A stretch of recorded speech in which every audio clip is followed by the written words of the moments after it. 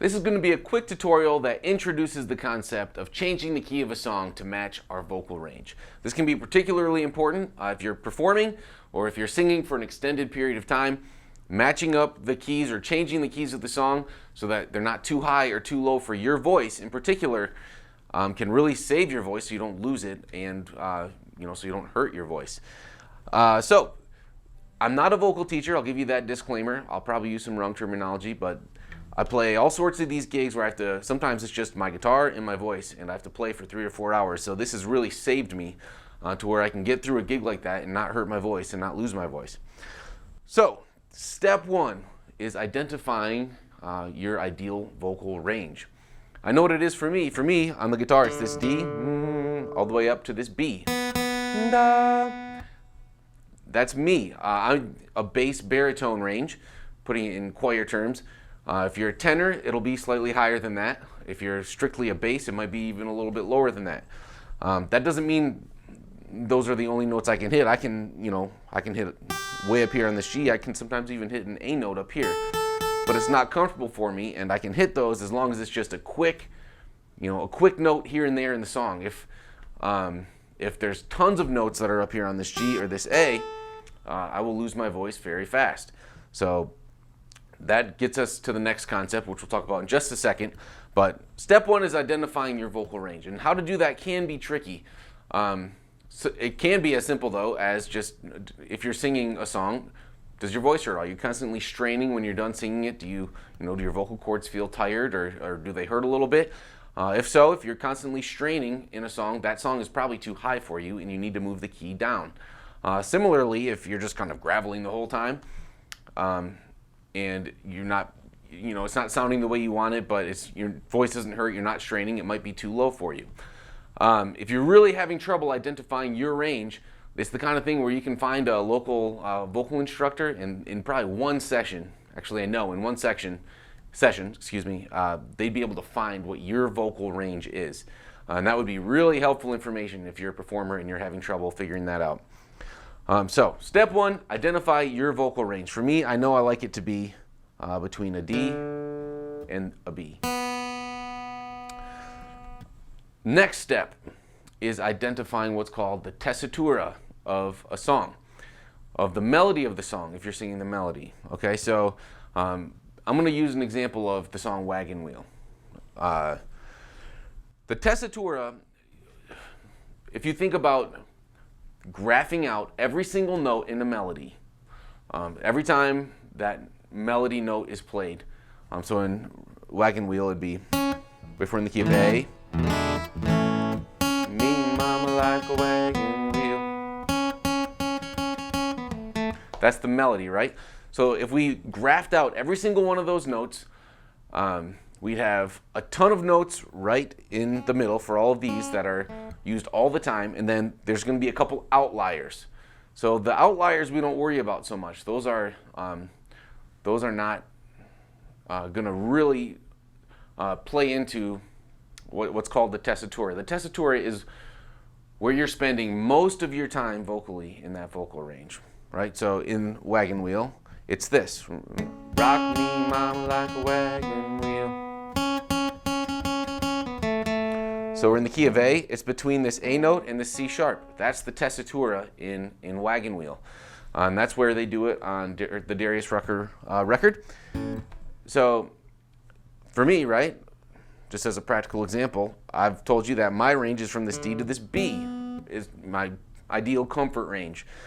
So I can sing it up there, but if I did that for 3 or 4 hours straight, always a couple notes above, my voice would hurt and I would lose my voice. So one song doesn't really matter, but in the context of a long gig, I want to change that. So I'm going to want to move that down to where the tessitura is no longer from an A to a C sharp, but where the highest note of that tessitura is going to be a B note. So from the C sharp to the B is one whole step. So I can move this song down. I can move Wagon Wheel from the key of A to the key of G, and then the tessitura of the vocal melody is right in my sweet spot, right in that D to B range. So if we're in the key of G now,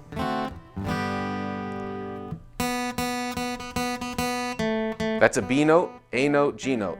Rock me, mama, like a wagon wheel. Rock me, mama, in a way you feel. Hey, mama, rock me. So yeah, that's rock me, mama, like a wagon wheel. So what we just did there was by moving the song down a whole step, I got the vocal melody right in my sweet spot, the tessitura of wagon wheel right in my sweet spot, which is exactly what we want to do. All right, so the next good and fair question is, how do you do that? How do you change the key of a song sometimes on the fly if you need to, and how do you know which chords to play? That's a pretty advanced concept, and there's the hard way and there's the easy way. Oftentimes we have to use the hard way. So for a song like Wagon Wheel, let's just use this song, okay? We have an A to an E in the key of A right here. So we have A to E to F sharp minor to a D to A, E to D. So that's the chord progression. Step one, you have to identify the chord progression. You have to be able to figure out what the chord progression is for a song. Once we do that, the best way, this is just how I do it, you guys. Convert it in your head to numbers. So a great tutorial for you to watch if this is a completely foreign concept to you would be our tutorial on the Nashville number system. This is a really important concept in music theory, right? So there's 7 degrees to a scale. So in the key of A, we have A is 1. That's the 1 chord. It's a major chord. Then we have a B minor, which is a minor chord. C sharp minor is the 3rd chord. So we have 1, 2 minor, 3 minor. The 4th degree is a D, and it's a major chord.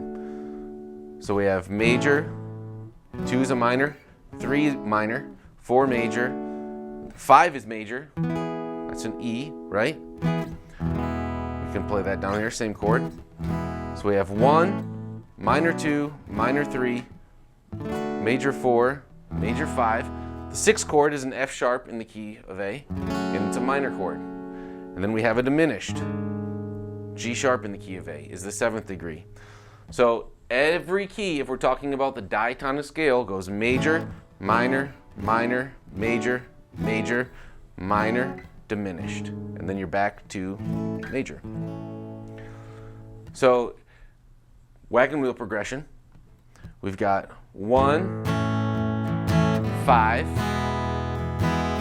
6 minor, 4, 1, 5, 4. Let's do it again.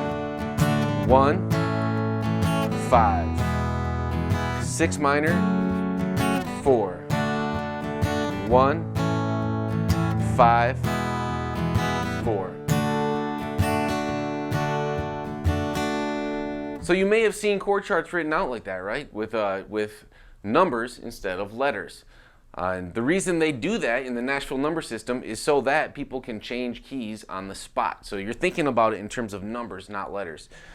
So once we know that the chord progression is 1, 5, 6 minor, 4, 1, 5, 4, we can play that in any key of chords and still be playing that same song. It'll sound a little different. It'll sound higher or lower, right?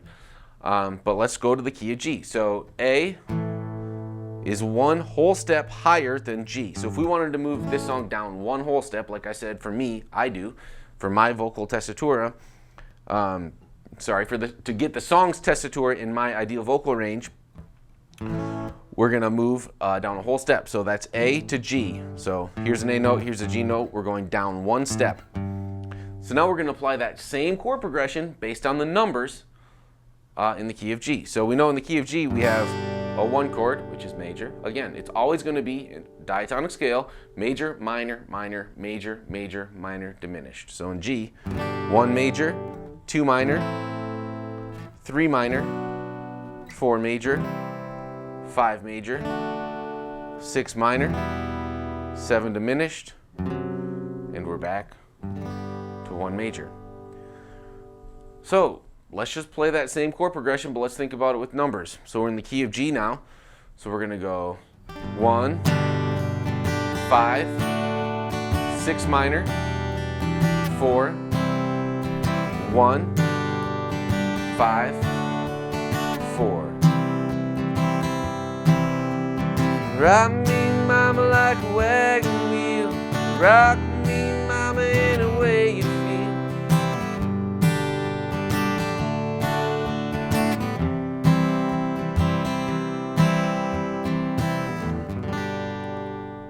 All right, so this is already a little bit of an advanced concept, but let's take it one step further. So say G is not the right key for you, so you need it even lower.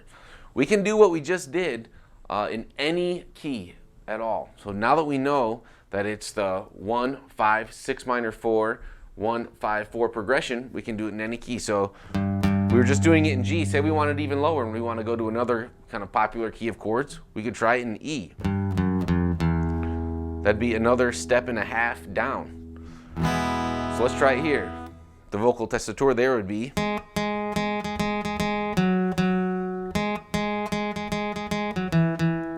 So G sharps to E. So that's, you know, still within my range pretty well. It's on the low side now though. So we could go 1 to 5, which is a B, to C sharp minor, which is the 6 minor, to A, the 4, 1, 5, 4. Now let's add some color to those chords and try it. Rock me, mama, like a wagon wheel. Rock me, mama, any way you feel. Hey, mama, rock me.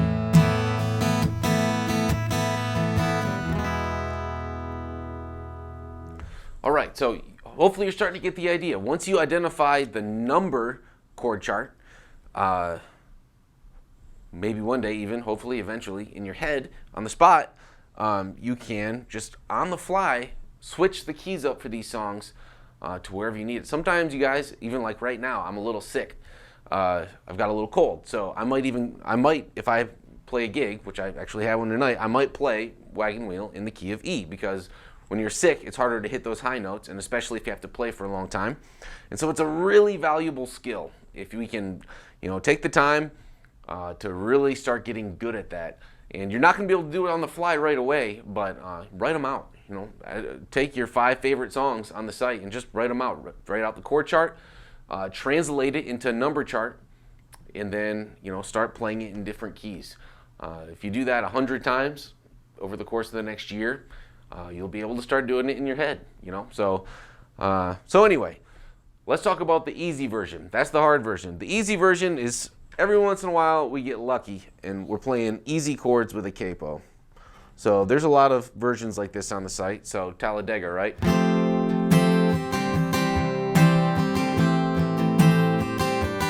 Talladega, boys raise the whiskey in your glass. So that's not a bad key for me. I'd probably play it right there. But say that's too high for you or too low.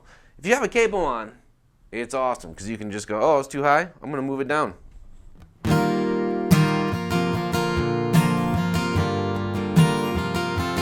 Talladega, boys raise the whiskey in your glass. Or you want to go higher, just raise the capo up a little bit.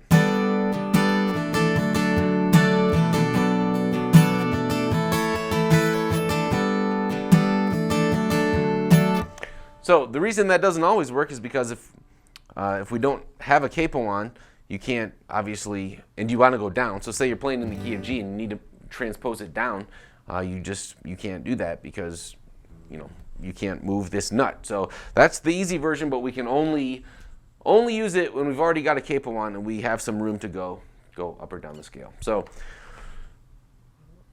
I hope that wasn't too confusing. I know that's a lot to throw at you, but a number of you have asked about it, and we have a great discussion going on the forum. Head over there. Let's continue the discussion. And anyway, like I said, I hope that just starts introducing you to this concept of being able to change these keys of these songs to match our vocal range.